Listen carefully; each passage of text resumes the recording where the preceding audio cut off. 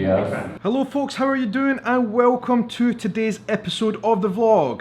We are talking Outlander because I was just at New York Comic Con. I'm still in New York and I want to talk all about the panel. The season 4 episode 1 was premiered at New York Comic Con. Diana Gabaldon was there. She appeared like an absolute rock star. And all of the main Outlander cast were there as well. And I wanted to take today's vlog to talk to you a little bit about that because I know a lot of you have been curious about what they said and my reactions to it. But first of all, I just want to say welcome to everybody. Thank you very much for joining in with these videos. And if you are new here, please do hit the big red subscribe button right down there. And then you will have joined the clan and you can keep in touch with all of my videos from now on. It's great to have you here. I've got quite a few videos from New York to show you guys, but in terms of Outlander, this will be the last one until I'm back home in Scotland. And guys, before we start, I've got something really cool and exciting to share with you. So YouTube have launched something pretty cool, which is called memberships. And it's a great way to help support the creators that you like to watch. And if you'd like to sign up, the link is down below. And members will get all sorts of cool benefits. My very own special Scottish legend emojis will be available to you, and plus some exclusive question and answer live chats that we will be doing for members and also people who are members of my Patreon page as well. Anyway, Outlander at New York Comic Con. It was amazing. I came all the way from Scotland just to see this. And like I said in my last video, and I'm not sure if you've seen it or not, we were all shocked that Diana Gabaldon just showed up like a rock star and took the stage, and everybody was just absolutely loving it. And she announced that we would be watching, before the panel, we would be watching Outlander episode 1 of season 4. And I didn't tell you what the name of that episode was because I didn't know at the time, but the episode is going to be called America the Beautiful. And guys, I should probably warn at this junction then, like the last episode, there will be spoilers for season 4. It won't affect the people who have read the books too much, but if you don't want spoilers for season 4, episode 1 especially, I'm going to be sharing some things that are exclusive that we were told about season 4, and also things that are going to be my thinking and my presumptions about what season 4 could be, as somebody who has not read that far on in the books yet. So, episode 1, right, we talked about this the other day, and there was one really important detail that I got slightly wrong, okay?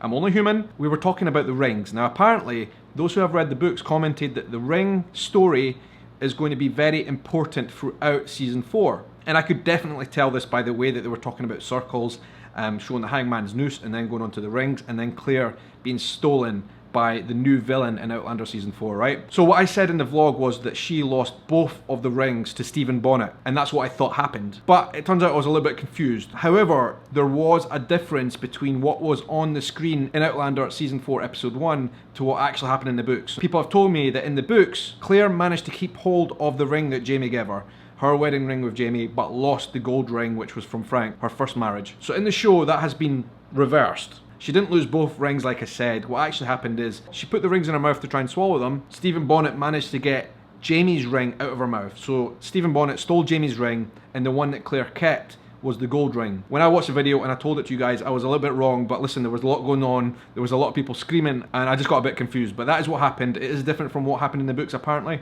You guys can let me know if that's a good thing or a bad thing, or if you're excited to see where that goes. And another thing that somebody asked me in the comments about season 4, episode 1, was a chest that Jamie gave to Claire as a gift. I didn't mention it. It was just so much going on and I had a lot to talk about, but I forgot the fact, and yes, it's true. If that was from the books, I don't know. But Jamie gives Claire a present, and that present is a chest, an old chest full of medical implements that he had bought in the village with the sale from the ruby. So there you go, another little bit of information about the episode that I saw that I didn't tell you about. There were a number of things that we learned from watching the panel, the discussions between the host of the whole thing and all the Outlander cast and Diana and the directors, Ron, and also Marilyn as well. First thing is Diana's views to the characters and the location. I think for me, personally, location has always been pretty important. The fact that it was in Scotland, beautiful Scottish settings, was always something that I really enjoyed. And now we're off to America, the new world. I thought it would be a bit funny in my head, but I'm going to enjoy it anyway. But listen, as far as Diana's concerned, and she's right, thinking about it, the location, the setting doesn't actually matter too much.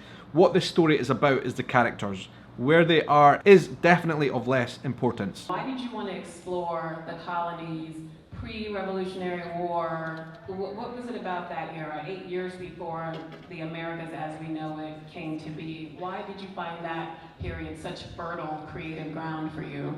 Well, two things. It didn't really matter. It's the characters' lives. You know, the setting is not that important. But the first thing is that that's just what happened in history. People say, oh, I loved Scotland. Why didn't the story stay in Scotland? I said, well, yeah, everybody loves Scotland. You know, swords, tartans, whatnot. But that Scotland is gone. You know, it disappeared after Gabaldon wasn't there anymore. So the Scots had to go somewhere, and where a lot of them went was the New World. Some of them went up the coast to Prince Edward Island, Nova Scotia. A whole lot of them went up the Cape Fear River into the mountains there because it looked like home. As Diana rightfully says, this is just their story. This is exactly what happened in real life. Another thing we learned about the speculation about whether they were going to be going back to Scotland or not. And by the way, they definitely were planning to go back to Scotland. All of them had been discussing the fact that they would be going back to Scotland. They were getting the money from the sale of the gems that they had, that they were going to use that to travel back to Scotland together as a whole group. And also, with any money left over, Jamie and Claire were going to set up shop in Edinburgh, a new print shop, and also perhaps a medical practice with any extra money that they had saved. But as episode 1 progressed, we realised that's not going to happen. And I think it can be confirmed that for at least a season, and probably many seasons after, Jamie and Claire and the whole family are setting up sticks. They are putting roots down in North Carolina. Fraser's Ridge, right? That is going to be their new home. All right, Ron, it's not all rubies and sunshine in the colonies. No. No, it's not. It's a slightly less happy place than you would think, yeah. For me, as someone who hasn't read that far in the books, I didn't really know that and how that would progress, but I think we can safely say now that's something I've learned. It's going to be all about the Americas from now on, the colonies, and how that story plays out before the American Wars of Independence. By the way, a lot of people have been asking about the Fraser's Ridge t-shirt. There is a link down below if you would like to buy it. So, the relationship between Claire and Jamie as we go into this new world, as they set up home. Obviously, there's always going to be the love. That is what the show is about. But I think we learned that the relationship does get quite tense sometimes. They've been through a lot, you know. We've been through 3 seasons and many experiences, and I think, you know, their relationship has evolved, and at the core of it is this great love and understanding. But yeah, they're soulmates, but they've been fighting to be together, and now finally this season they're allowed to be briefly together for a period of time, and it's what they've always wanted, and also find a home, and I think that's what Jamie certainly has always yearned for. Okay, Stephen Bonnet, our new bad guy in the series. I think we all knew from the episode already, because of what happened at the end of it, that he is a bad man, right? But I think what we're going to learn throughout the season, and as far as they confirmed in the panel, that we're going to learn just how bad and devious this guy becomes. And in fact, he's a very deep character.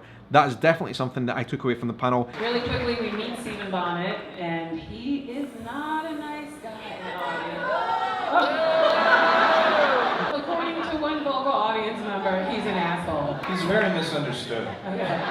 Well, we haven't seen an Outlander villain in a while, so is he like Blackjack bad, or is he Ramsay Bolton from Game of Thrones bad, or is he like Negan from Walking Dead bad? Just how bad will he be? You know, he's not a good guy, but he's, you know, the trick is you don't try to top Blackjack Randall, because that's not really possible. He's his own character, he has his own story, and for those of you who read the books, you know where it's going.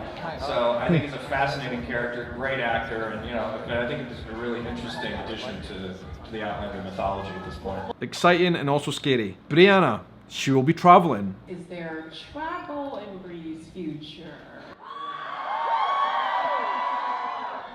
Well, as you know, Bree is in Boston, and then she goes to MIT, and then she goes to Scotland. That's it, really. But we know there is more traveling for her to do than that, right? Let's put our heads together here, anybody who hasn't read in the books. She is going to be going from Scotland, going to be going to Fraser's Ridge. And I think we can also assume that Roger will also be traveling with Brianna, or after Brianna, we don't know, but he will most likely be traveling as well. Jamie and Roger, now there's an interesting combination, because Jamie never met his daughter yet, knows she exists. Jamie will meet Brianna, they will start a relationship, and then Roger will appear. I think it's going to be interesting, but from the panel I learned there's going to be some tension, absolutely, between Jamie and Roger. Roger and Brianna, their relationship.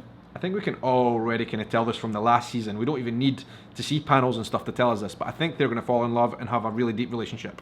Can I say that? Is that right? I think so. What's so great about Roger and Brianna's journey on season 4 is we get a good look at that, not only together, how they function together and how they really sort of bounce off each other, you know, like stress each other out, I suppose, at times. Why would Roger travel back in time when he had his whole life, his whole family in the present time? He wouldn't need to, unless he was really, really interested in Brianna, which I think he is. Also, it appears that their relationship will not be straightforward either. Brianna is the daughter of Jamie, of course things won't be straightforward. Another thing that they talked about, which was really interesting, they confirmed, and we have heard this before, that season 5 and 6 are definites. In the future, we will be seeing them on our tellies at some point, right? But an interesting fact that we learned on the panel is that they have already started work on season 5. So it's like 100% set in stone, going to happen. So that was the things we learned for sure. I think it was interesting the things that they didn't talk about, didn't mention, and these facts are a bit conspicuous by their absence, and it made me think. Okay, right, first one. A lot of people will say I'm insane. People who read the books will not agree with me, but I have been right about things on the TV show in my predictions that the book readers have been wrong about, right? First of which, I was right about and the book readers were wrong, is that Murtagh was coming back. Nobody believed me when I said he is not dead after Claudine, nobody. And he was alive. I knew he was alive. He had to be alive. There was no way they were just going to kill off such an important character without saying anything. He had to be alive, and I was right. So, we're going to see him, I think, now in season 4 in some capacity. What becomes of Murtagh when he is over in the New World? I'll be really, really interested to find out. I'm not sure he's going to have a massive part in season 4, to be honest with you. Unless they've kept this really well under wraps. We've not seen him that much on any of the filming locations. He has been seen, but only very slightly. So, unless they've just been hiding it, keeping it a great secret, I think he will have a part to play. I think he will appear, but perhaps briefly. Maybe he actually will go on to die, unfortunately, which would be a great shame because he's a character we all love. And lastly, I've got another theory, right? Blackjack Randall. Did he die on Claude and Moore? I think he did die, actually. Perhaps Frank, more likely, is that in some capacity he will be making a reappearance in season 4. I think. This is just a theory. The fact that in the trailer we heard Frank's voice, that we will be getting some kind of flashbacks to Tobias Menzies, who plays both Frank and Blackjack Randall. One of them, in some capacity, I think will appear, even for a very brief moment in time, in season 4. I've got another theory about Blackjack Randall, which I will talk about in a kind of my theories type of episode further down the line. Anyway guys, that was it. That was kind of my roundup of the panel. That's what I saw, and that's what I think is going to happen, and that's what I gleaned from what I saw, and it was just so amazing to be there at New York Comic Con in front of the whole cast. I was front row. Don't know how that happened, but it happened.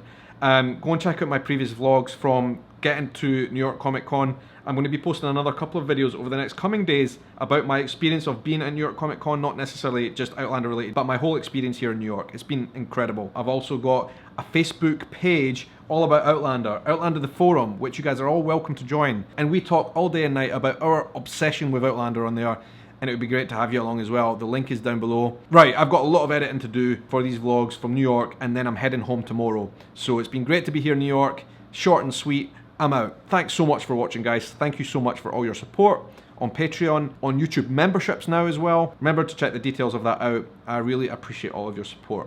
So, until the next adventure, I hope you have a good night, morning, evening, afternoon, or whatever time of day it is, wherever you are in the world. Take care.